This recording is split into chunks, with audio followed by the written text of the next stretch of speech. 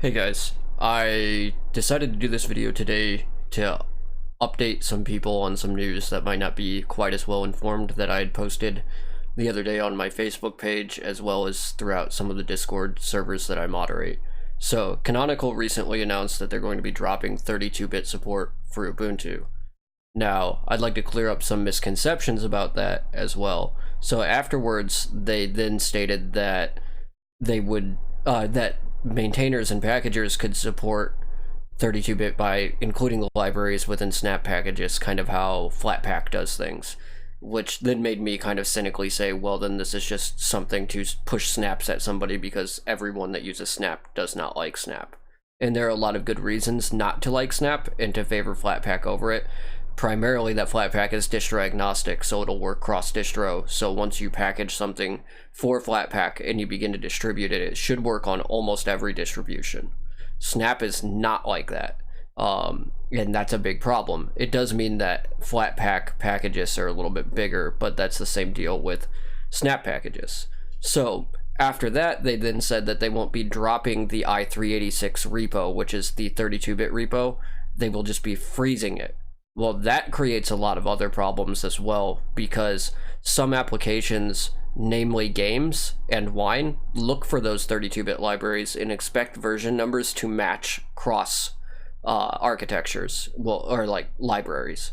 So that creates a lot of issues for wine and DXVK and Steam and GOG and any distributor that distributes games and software on Linux right now. And Ubuntu is the favored distro for these platforms at the moment because of the ease of use that there used to be regarding Ubuntu. This is like suicide for desktop users that Canonical's doing at the moment. And Valve has already released a tweet that they'll be ending official support for Ubuntu if this goes through, and it will. It will begin in Ubuntu 19.10. and then it will move to the latest LTS version of Ubuntu 20.04 when that comes out in April. So you have some options right now. You can stick with Ubuntu 16.04 or 18.04 for the indefinite future because of the fact that they're LTS, and Ubuntu 18.04 should get security updates until 2028 and LTS support until 2022, I believe. I don't quite remember how they handle LTS anymore with Ubuntu, but it used to be in terms of like mainline support, you had 4 years or something like that. So we'll see how that goes. In the meantime, with Valve's probably switching platforms, you do have some other options. A lot of people are going to start pitching Manjaro and Mint at people, and I will do a video on why that's not a good idea. But Manjaro and Mint are not very well maintained. Their communities are a little inexperienced when it comes to maintenance, so broad desktop adoption for distros like that is going to be a nightmare, as they have to deal with the additional support overhead and demands, or lack of support overhead and demands for support as more desktop users move over. However, they might be able to handle it as more people may begin contributing to the projects too. I guess we'll have to see, because I do think that we'll see a wide adoption of that. I also don't think that Pop! OS is a good alternative now, because I don't think that System 76's dev team has the developer threshold, because I believe they just use Ubuntu's i386 repository for multilib. That's a big problem. So what I think is going to end up happening with Valve is they're going to officially support Debian, which makes sense because SteamOS is a fork of Debian. Debian 9 is pretty good. Debian 9's installer is one of the best GUI installers I've seen, like, on any distro. I believe SteamOS uses the exact same installer, actually. So in my opinion, your options for if you want standard quality support for desktop Linux right now, without having to jump through all the hoops of, like, say, switching to Arch or Gentoo or Void or Nix or something like that, is you're going to have to go with Debian, Pop! OS, which, like I said, might be a problem, or Fedora.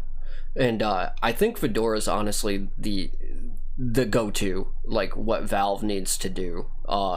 Fedora has bleeding edge support, which means that you're going to get the latest drivers, especially with NVIDIA's proprietary.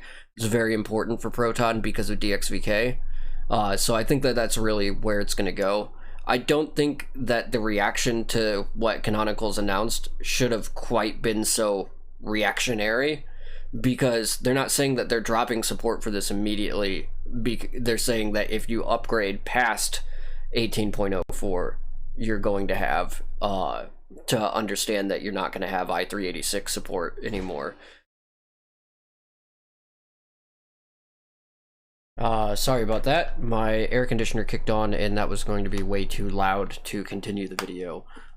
So yeah, you will no longer have i386 support, which means that legacy applications and 32-bit hardware will no longer run. Now, that being said, there are plenty of other options for that, and there are distros that specialize in legacy hardware. Ubuntu just happened to support them and be more up-to-date than those other distros, some of them running kernels like 2.6 still and 3.16. But you do have other options. You have Debian, you have Fedora. If you have legacy hardware, you have more modern Linux distributions like Void Linux that also support legacy hardware very well. My concerns about this, though, are going to be the users that do release update when 20.04 comes out that were misinformed about this, or it didn't warn them ahead of time, or things like that. Now, this is kind of a sock in the face right as Linux gaming begins to really take off. So hopefully Valve can figure out a contingency plan really quickly, or they can update SteamOS to get going much better than it has been, because while SteamOS keeps getting updated as a platform for desktop use, it's not really all that great or usable at the moment, because it operates more like game console operating software and things like that. So like, you can install things on SteamOS like Debian packages and activate some more advanced Debian level features and things like that. It's harder to get around, and I feel like that's really only an option if you're building like a home theater PC or something like that, and then it is a good option. But I mean, people do more than game on their computers, and when they want to game on their computers, they want things to work without having to jump through hoops, and that's kind of the problem that Linux gaming has always had, and we're finally getting to the point where that's not necessary anymore. Steam's almost in every major distribution's repositories now. I mean, you can even run Steam via Flatpak on distros that don't include glibc. Like, I mean, we're really in a good position now, and that includes Proton. So hopefully this gets resolved rather quickly on Valve's end, and Canonical, unfortunately, with this decision, has forced me to switch most of my hosting, like for servers that I run games on and things like that, because I host a lot of legacy games. Like, I've got Jedi Outcast running and things like that, where you don't need 64-bit support. And yeah, I can compile a source port and use the 64-bit binary, but with older games like Tribes 2, which I also run a server for, there's no 64-bit Linux binary, and there's no 64-bit Windows binary for the server executable either.